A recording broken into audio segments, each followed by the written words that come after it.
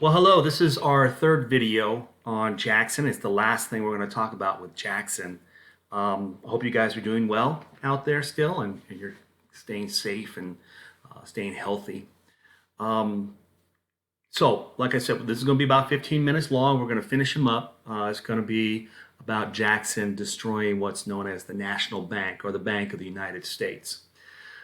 After that, we're going to get into some slavery things, the progression of slavery that leads up to the Civil War, and then we'll go into. I might also have us look at the gold rush, which brings a lot of people to the West. But let's get on to the National Bank, okay? Okay, here we go. Okay, the U.S. Bank begins with George Washington. George Washington, as you remember, he was the president. The country was in debt. $55 million. I don't know what that is in modern money. It's probably a couple trillion. And he had to pay that money back. Otherwise, the United States would be not respected as a new country. So he had to figure out a way, and Alexander Hamilton, his Secretary of Treasury, decided to come up with forming a national bank. Now, we don't have a national bank anymore because Andrew Jackson killed it. He destroyed it. But back then, it was thought that this would be a good way to get money. Okay, and you remember banks give out loans to businesses. They require that money to be brought back to them once they start making money, and they also include interest on that loan, and that's how they make money off of lending money. And George Washington thought it was a good idea. Thomas Jefferson did not. He thought it would give too much power to the federal government. But George was in debt, and so he had to figure out how to fix that. So the bank was one way. Now, if you look here, it's Alexander Hamilton. He was also a colonel with George Washington on his staff. Was charged, Redoubt number 10 at Yorktown. He was a colonel that took that out. Very brave man. George Washington, of course, president. These were the two people that wanted the Bank of the United States. Let's forward up to about 1832, and the person who's appointed the Bank of the to the Bank of the United States is a guy named Nicholas Biddle. That's his picture right here, and he was a very gentleman. He was very gentle. He had well manners. He was very respectable, but he might not have been up to the task of handling the bank. And there was a lot of talk about how the bank was corrupt. The U.S. Bank was the most powerful bank in the country. They decided how much money was to be lent out. They decided who to give money to. And most of the people that they lend money to was to more rich people, and Jackson didn't like that because the poor people, the farmers, couldn't get loans, and they weren't allowed to get more in their lives to live that American dream, and Biddle kind of controlled that. Biddle has said, this is what he says. He doesn't like Jackson. He knows Jackson wants to end the bank. And so Biddle and Jackson, they don't like each other. But he has said this: I have always deplored making the bank a political question.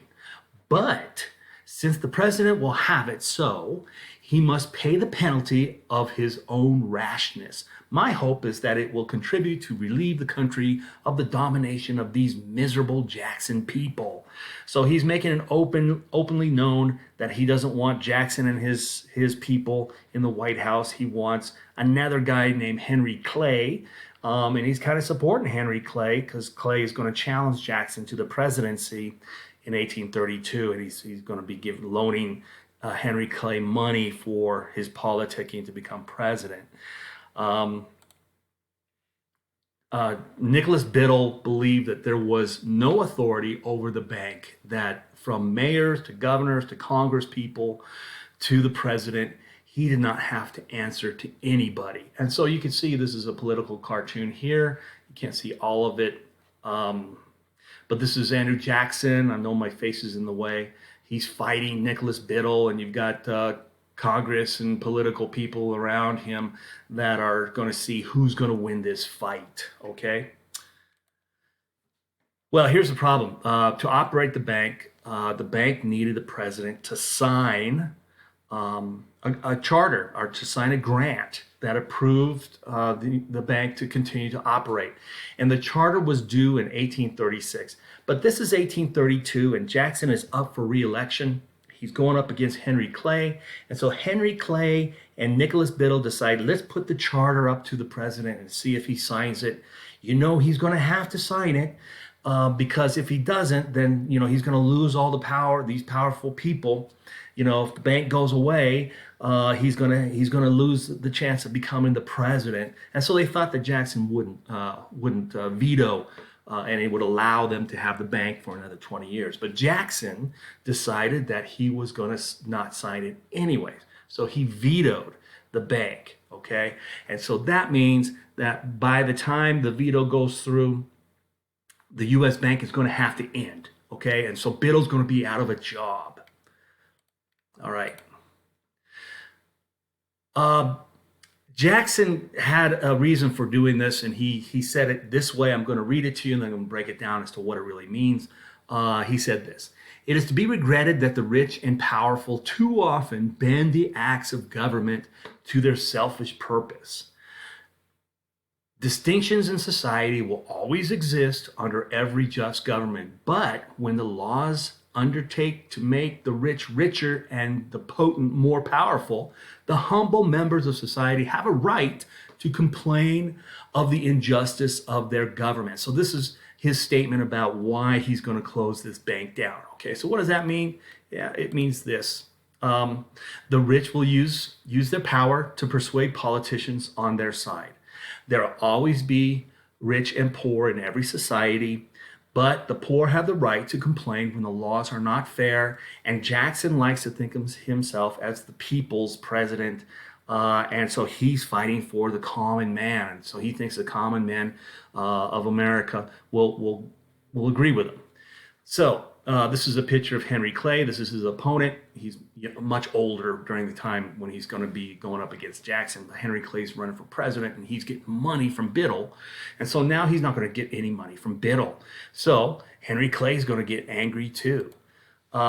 Here's another picture. I think I showed this to you already. Andrew Jackson and his vice president, one of the generals, are fighting all the states. The biggest one, of course, this was during secession, South Carolina, but Biddle's up in there too somewhere. I can't remember where he's at, but he's up there. And so he's got to chop off Biddle's head as well. The Democrats portrayed Jackson as a defender of the people.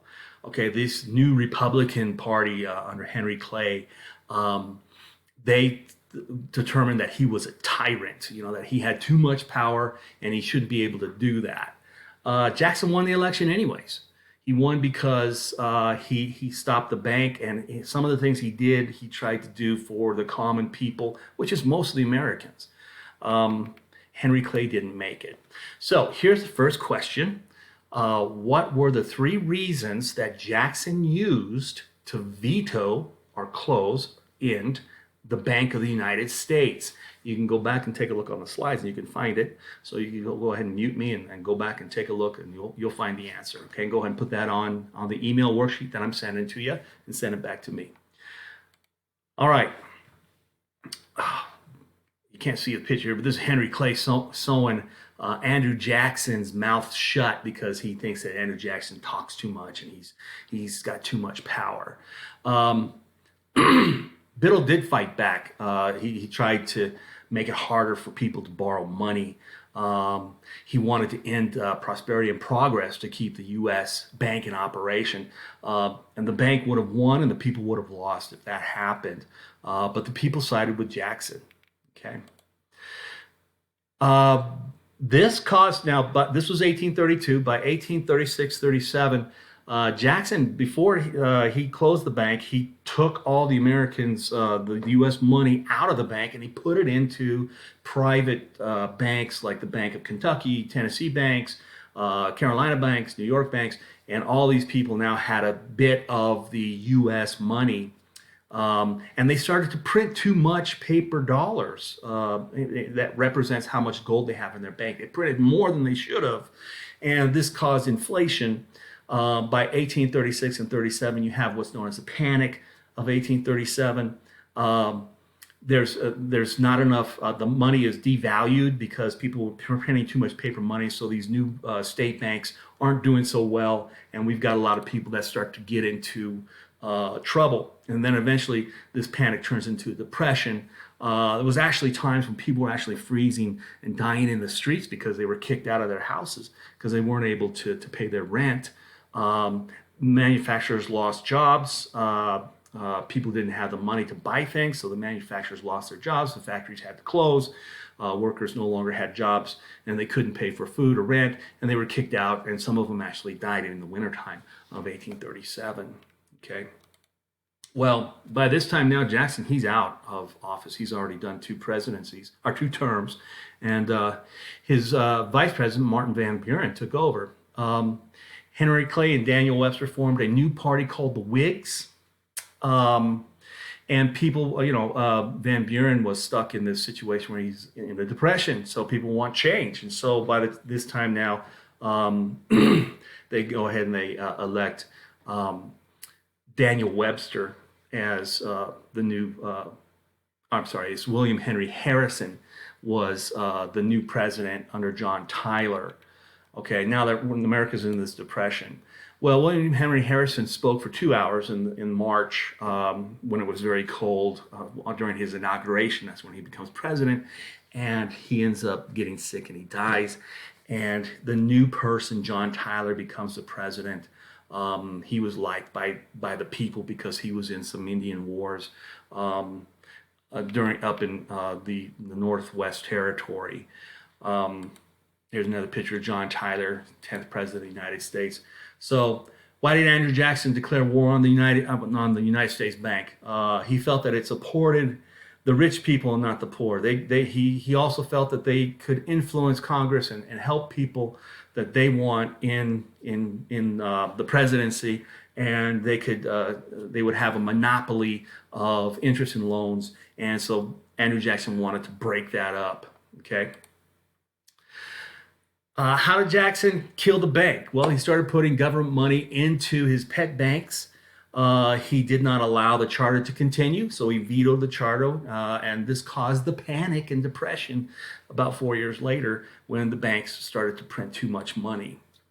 How did the depression kill Jackson's party? Well, the people were poor, out of work. They wanted a new person to take over, and so they chose this new party called the Whig Party. So now you have the Whigs and you have the Democrats and you have the Republicans, all three different party groups at this time. Okay, so here's your final question. It is this: you need to write down three things, three reasons why you think Andrew Jackson was a good or bad president. So I'm going to say that again because you can't see all of the picture. My picture's in the way of it. Write down three things or reasons why you think President Andrew Jackson was a good or a bad president. Okay, so you're gonna pick whether he's good or bad, and then he was bad because of this. He also did this, and he also did this. He was good because he did this. That kind of thing, and put that on the worksheet. Okay, guys. Now we are done with Jackson. So we're going to get into some really cool stuff here, how we're going to fight slavery and the Civil War and all this. We're going to do that next week. So you do these first 3 video lessons, and then you're good for this first week, okay? Hey, take care, and I'll see you in the second week, okay? Bye.